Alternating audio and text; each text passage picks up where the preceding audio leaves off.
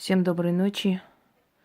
Вы знаете, друзья мои, я не была намерена сегодня показывать этот ритуал, однако меня вынудили это сделать, потому что люди, которые намеренно крадут мои работы, которые намеренно берут из моих работ отсюда, оттуда определенные выражения, выдавая за свой труд, прекрасно знают, что меня выведут, потому что я не люблю воровство.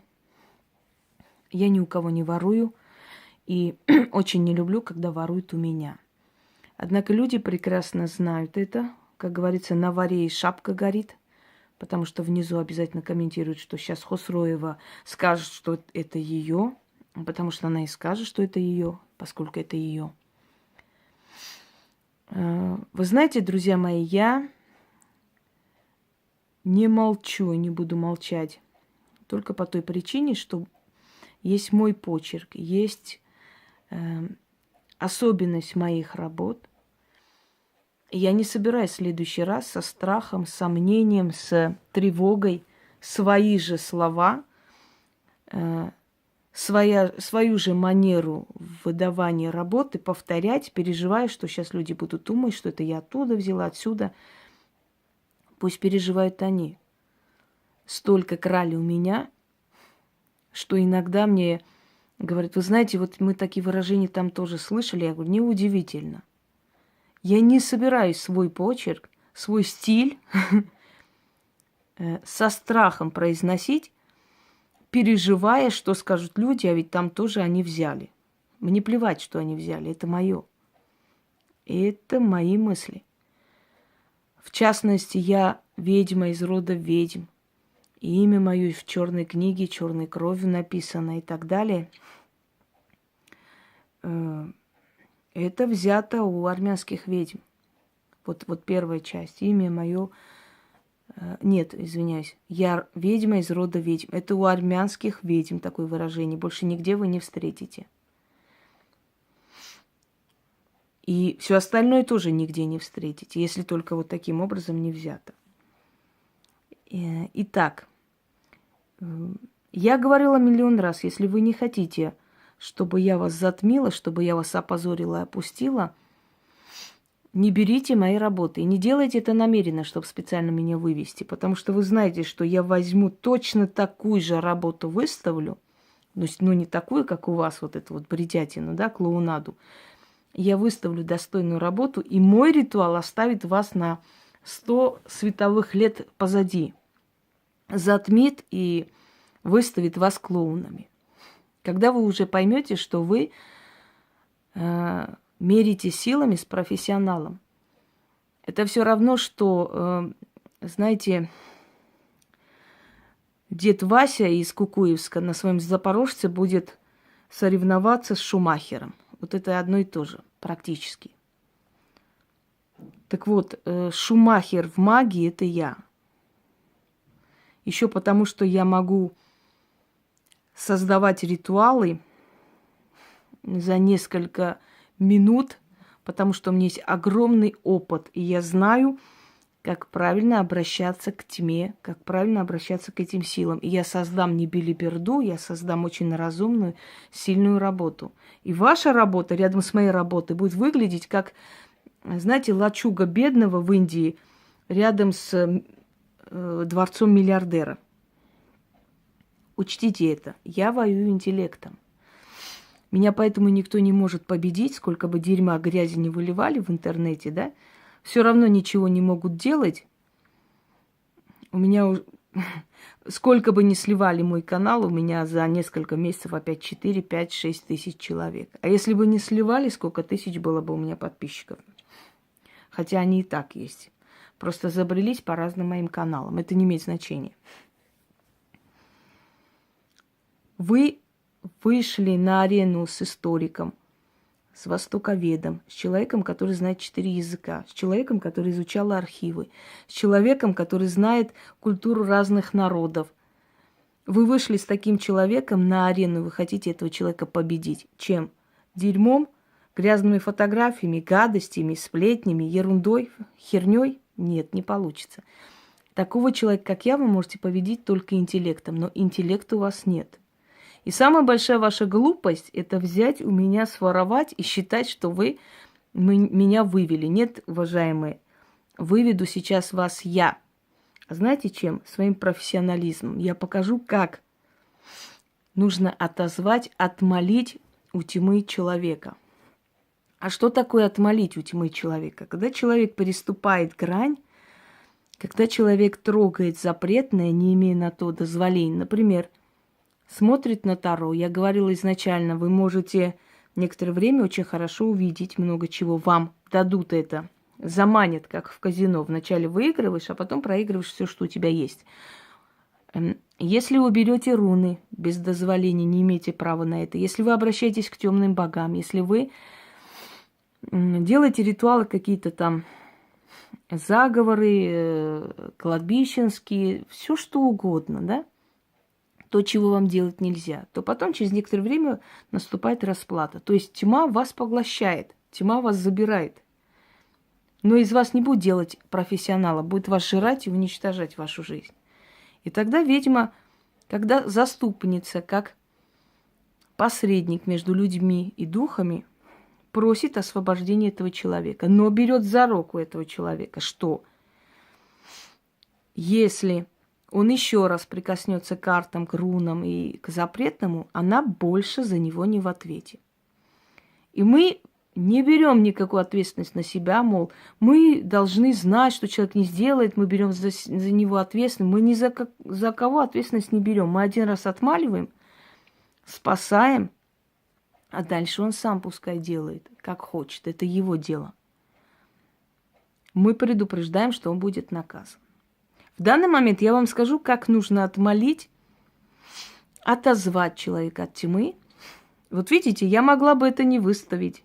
Спасибо, что вы вот так вот подло себя повели. Я рада, потому что сейчас люди увидят, сравнят и увидят профессионала и мутилевщика, или как там еще называют, фраера в юбке, клоуна, одним словом, и профессионала.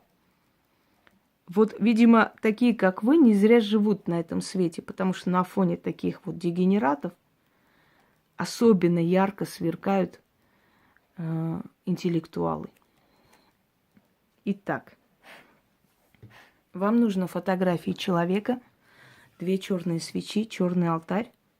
Делается это с 00 до 03 ночи. Это время самое такое. Вообще до 04 можно, но желательно до 3 ночи. Это самый такой активный момент тьмы. Фотографии человека, 2 черные свечи. Сейчас я прочитаю, что надо будет читать вам 13 раз. У вас не должно быть на руках ни колец, вы должны распустить волосы. У вас на ногах не должно быть тапочек. Вы должны, сидя, 13 раз читать над фотографией человека. Можете положить руку, можете так. Это не столь важно. После того, как вы прочитаете, вы должны сжечь фотографии. А что делать тому человеку, я объясню в конце. Итак, я прочту 1 раз. Это, кстати, очень хороший урок для практиков, которым приходится отмаливать и вытаскивать людей после их ошибок. Потому что некоторые такие ошибки, глупости заканчиваются иногда сумасшедшим домом. Вот прикоснулся человек, начал видеть потусторонний мир, не знает, как их убрать, как с ними справиться, начинает с ума сходить. И как его отмолить оттуда, отозвать. Вообще спасибо нашей этой, как там ее, кривогубке, что она выставила это. Потому что вот повод, собственно говоря. Я же говорю, ведьма, она так создана, она все поворачивает себе в пользу. Даже их тупость. Начнем. Я читаю 1 раз, вам нужно читать 13 раз. Я ведьма, из рода ведьм. Я та, кому по праву рождения дана власть казнить, али миловать. Имя мое в черной книге, черной кровью написано. И властью, данной мне тьмой, да черной троицей, Да от имени 4 принцев ада я сегодня заступаюсь и отмаливаю человека онного, неразумного, того, кто переступил через запретное. Кто по намерению, али по глупости, али по молодости перешел грань разумного. О темная сила, тьма тьмучая, сила могучая. Разумный хаос, ты судишь, ты казнишь и милуешь. Услышь, внемли, и милуй через меня того, о ком прошу. С этого часу великий темный разум милует тебя через меня и снимает с тебя вину. Карты Таро ты взял в руки, али руны чертил, али духов призвал, али бесу зарок отдал, али на погосте чудил, али всякое темное дело запретное без дозволения творил. Все с тебя снимается, убирается, тьмою через меня прощается на первый раз и навечно. Более заступника не будет, и спасения не будет. Еще раз переступишь, тьма свою милость к тебе забудет. А нынче ты свободен, прощен и помилован. Да будет так. Матерь вечная, бесконечная, через меня простила, да с миром отпустила. Благодарствую. Заклято. После того, как вы это сделали, вы заступились, говорите человеку о том, что он не имеет права полгода отдавать деньги никому, кроме родных, по крови родных. Он не имеет права отдавать хлеб, соль из своего дома полгода. Он больше не имеет права брать в руки таро, руны, трогать запретную магию, то, что ему нельзя трогать. И самое главное, он должен взять свою рубашку, поспать ночью в рубашке. На следующий день он должен сжечь в лесу рубашку, оставить там монеты столько, сколько ему лет, и сказать: прости, отвернуться и уйти. В течение 3 дней он должен обойти 3 перекрестка. В каждом перекрестке оставлять столько монет, сколько ему лет, и говорить: прости. И опять же отвернуться и уйти. Все, с него это снято. Больше эти силы не будут мучить его разум, не будут забирать его силу, не будут брать откупом, ничего делать не будут. Не если он еще раз затронет, вы не имеете права за него больше заступаться. Потому что ваш ритуал не сработает, и более того, вас уже накажут за то, что вы 2-й раз заступаетесь за человека, который не достоин прощения. Вот, собственно, и работа. Это называется работа, моя ты, кривогубка. Это и есть работа. А все остальное клоунада. Всем удачи!